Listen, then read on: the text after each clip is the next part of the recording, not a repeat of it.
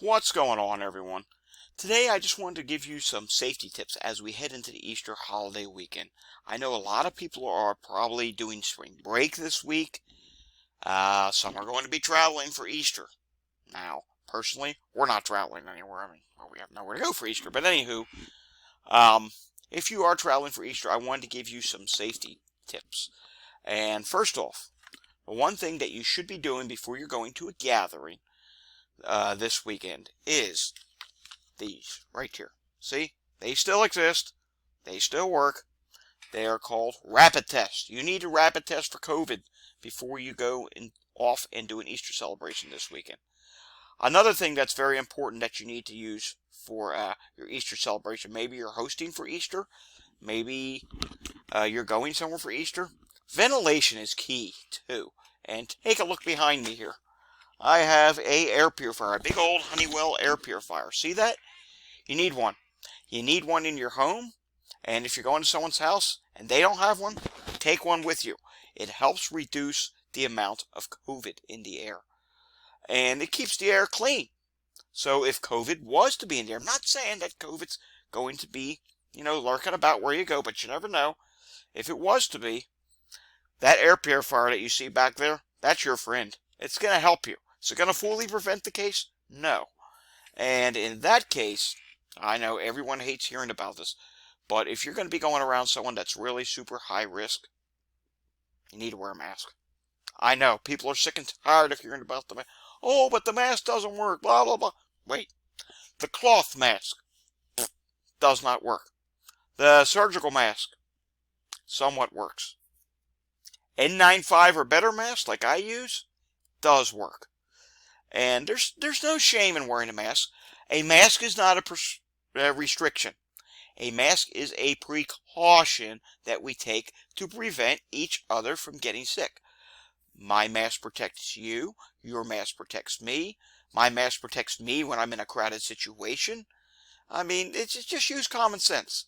The other thing I want to tell you about is if you're traveling far distances, like say 2 hours or more, maybe 4 hours or more, wherever the case may be, you might have to use a rest area. You might have to get gas.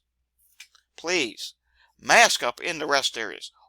All walks of life go into these rest areas. And you don't know if someone's sick. You may have taken a COVID test, this rapid test, before you left the house. Oh, we're negative, we can go. Yeah, you traveled 4 hours, then you stopped at a rest area, and let's just say you didn't mask. You had contact with someone who was sick. Now that test means nothing, and now you're potentially asymptomatic or soon to be symptomatic, carrying COVID, maybe even flu, because we see in some of the major cities, Washington, D.C. and New York City, flu is on the rise again. And you know what? That test that you took, guess what? That negative test means absolutely nothing, because now you're potentially carrying a virus that you picked up in a rest area, a gas station, or anywhere you had to stop along the way. So be very sensible and think about how you're going to do this if you are going to host someone for Thanksgiving. Easter. Thanksgiving was last year. It's been a long pandemic, if you haven't noticed. But another thing, if you're going to do some Easter grocery shopping, we're all going to have to do it. Fortunately, I'm going to have to do it. Some of us choose to have it delivered. That's fantastic. If you can do that, do it. Some of us prefer to just do that in-person experience. I'm just one of those stubborn people that I want to pick out my own piece of meat. I want to pick out my own thing. Get what I'm saying? Or for Easter, we're going to be having pierogies. We're Polish. I'm half Polish, half Italian. And I want to pick up pierogies from the pierogi place. I'm going to be doing that this afternoon. But I'm going to do it safely. I'm going to wear a mask. And if I can, I'm going to call my order ahead of time and maybe pay by card over the phone and just walk in, pick it up, out. Limit my exposure as much as possible. That's what you need to do. You need to limit your exposure as much as possible. And if you can, if you're having a gathering, I would start quarantining now. And then rapid test before you leave on Sunday morning. And, hey, if you test positive, tell your relatives that you tested positive. Don't hold that back and think, well, this could be mom or dad's last Easter. We may not be able to do this again. No, you call them up and tell them you're positive. Then you get on Zoom or Skype and you have a virtual Easter, okay? That's what you do. One final thing. I consider Easter to be one of the biggest church service days of the year. Probably bigger than Christmas Day itself.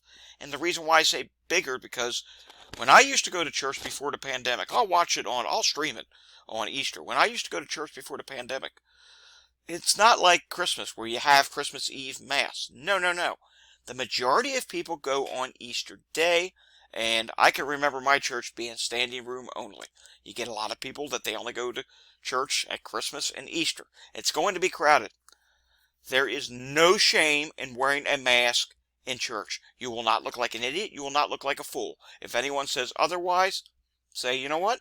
It's my prerogative. I choose to live my life safely. And that's all you have to do. Alright, we'll have the pandemic update video here later on, probably between about the 4 or 5 o'clock hour. And until I see you then, remember, stay safe and don't test positive.